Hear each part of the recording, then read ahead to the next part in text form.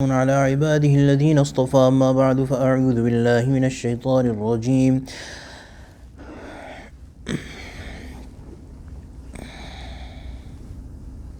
إن المنافقين يخادعون الله وهو خادعهم وإذا قاموا إلى الصلاة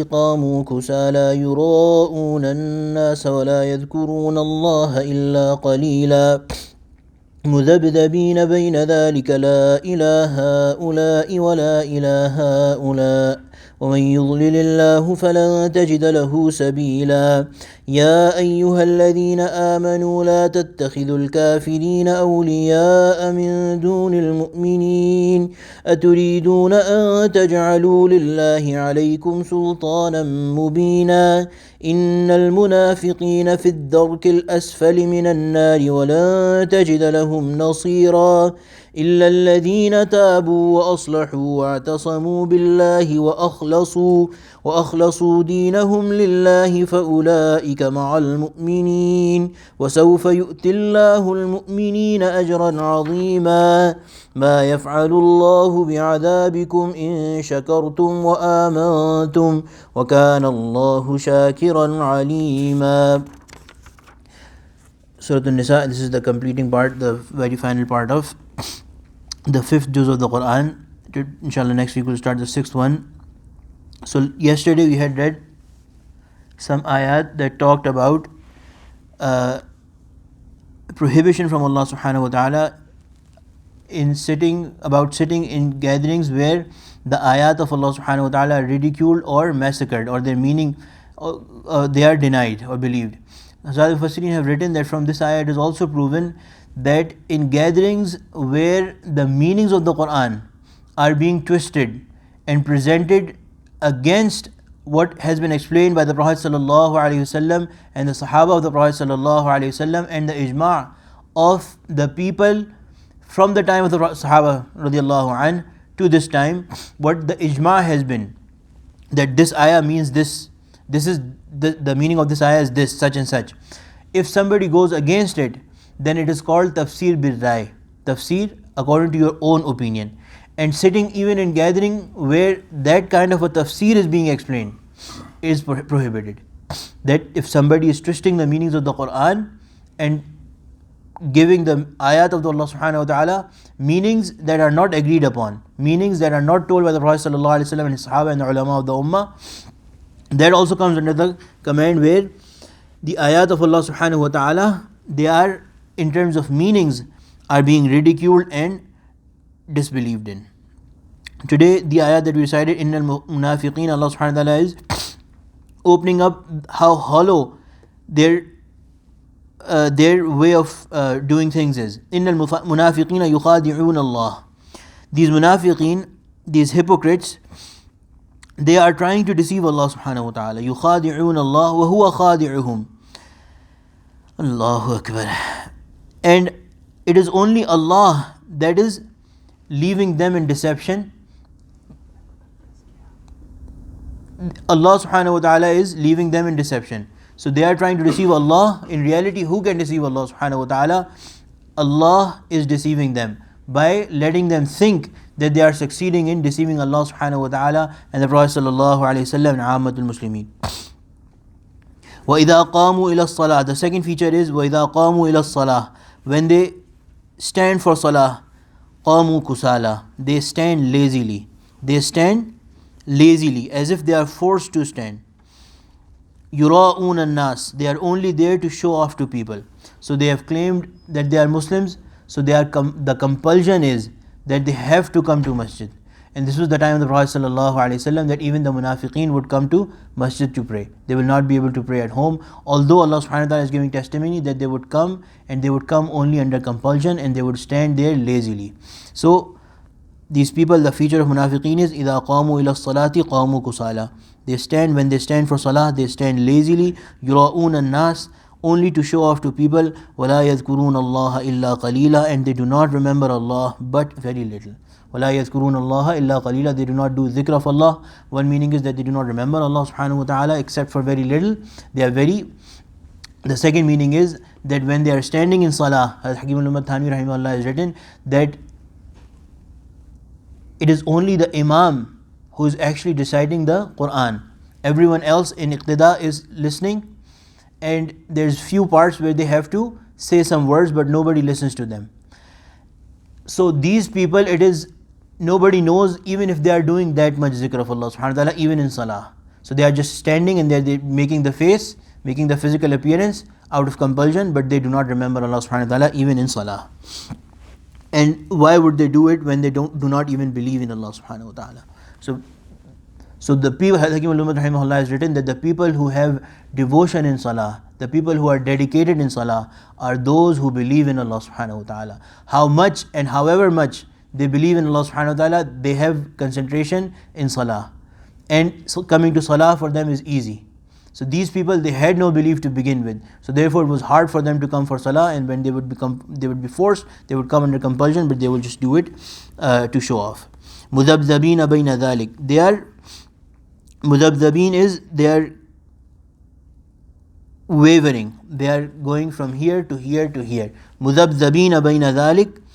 La ilaha ula wa la ilaha ula. Neither are they here on one side, neither are on the other side. So they are basically going to and fro between iman and kufr. So they are pretending to be Muslims, they are claiming to be Muslims, but because they do not have iman in their heart, they are not considered Muslims. And they are going and trying to be parties with kuffar, but they are not considered kuffar. Even the kuffar would not fully believe them because they are claiming to be Muslims in one gathering. So mudabdabina bayna dhalik, they are just going, wavering from one side to the other. Bayna dhalik, la ilaha ula wa la ilaha ula. وَمَن يُضْلِلِ اللَّهُ فَلَن تَجِدَ لَهُ سَبِيلًا. And this is because Allah subhanahu wa ta'ala has decided for them that they would be forever astray. And it's not that Allah subhanahu wa ta'ala decided for them unjustly, but Hakim al-Ummat has written that when somebody makes a strong commitment to do something, then Allah subhanahu wa ta'ala also puts them on that way. So these people are committed to their nifaq. They are committed to their nifaq. They are committed to their hypocrisy. They are doing it on purpose and knowing it fully well. That is the reason why Allah subhanahu wa ta'ala has also fortified them and strengthened them in their nifaq, and they are basically considered kafirin, as we read yesterday as well. Ya ayyuhalladhina amanu la tattakhidul kafirina awliya'a min dunillahi sabila. وَمَن يُضْلِلِ اللَّهُ فَلَن تَجِدَ لَهُ سَبِيلًا. If Allah subhanahu wa ta'ala has made them go astray and decided for them, then you will not be able to bring them to the right path. Ya ayyuhalladhina amanu la tattakhidul kafirina awliya'a min dunil mu'minin. Again Allah subhanahu wa ta'ala is saying that people who have believed, do not make kuffar or these munafiqeen. Meaning by kuffar here is these munafiqeen. Awliya, friends, min dunil mu'minin, over mu'minin. Do not choose them over mu'mineen. أَتُرِيدُونَ أَن تَجْعَلُوا لِلَّهِ عَلَيْكُمْ سُلْطَانًا مُبِينًا. Do you wish, do you want to produce before Allah a clear evidence against yourself? So if you do that, there will be a clear evidence against you, where you would be, as has been said, that إِنَّكُمْ إِذًا مِثْلُكُمْ, that you would become like them. So do not do that and produce a clear evidence against you. إِنَّ الْمُنَافِقِينَ فِي الدَّرْكِ الْأَسْفَلِ مِنَ النَّارِ. Do not be among these people. Do not be friends with these people. These people are going in the hellfire and the deepest pits of hellfire. إِنَّ الْمُنَافِقِينَ, definitely the munafiqeen, the hypocrites, فِي الدَّرْكِ الْأَسْفَلِ مِنَ النَّارِ, they are in the deepest level, lowest level of the fire. وَلَن تَجِدَ لَهُمْ نَصِيرًا, and they are not going to find any helpers there. إِلَّا الَّذِينَ.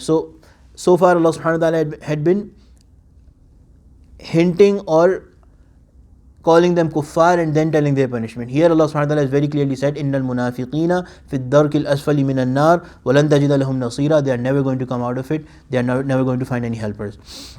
But imagine the mercy of Allah subhanahu wa ta'ala, that right after this severe punishment is mentioned, Allah subhanahu wa ta'ala is saying, إِلَّا الَّذِينَ تَابُوا, except for the ones who do tawbah to Allah subhanahu wa ta'ala. So even the munafiqeen have a chance. If they, as long as they are living and they make tawbah, but not only tawbah, وَأَصْلَحُوا. The second condition is of tawbah is, without which tawbah is not complete, is that they also give up what they are doing. إِلَّا الَّذِينَ تَابُوا. So they do tawbah, they repent, وَأَصْلَحُوا, and correct their ways in the future. وَاعْتَصَمُوا بِاللَّهِ وَأَخْلَصُوا دِينَهُمْ لِلَّهِ.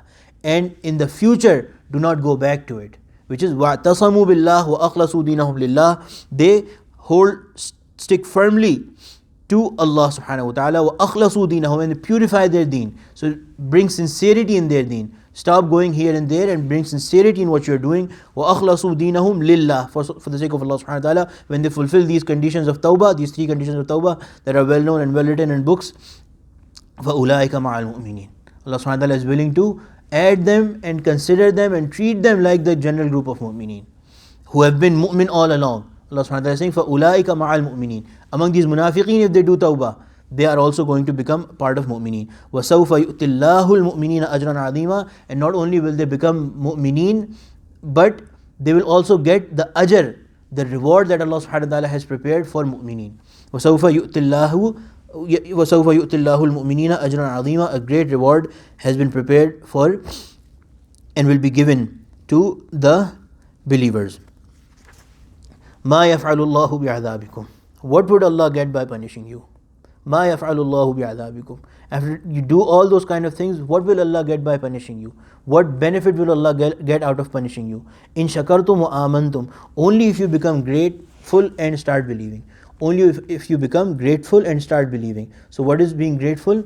That you are being given everything in this world, and you are not being persecuted even by Muslims.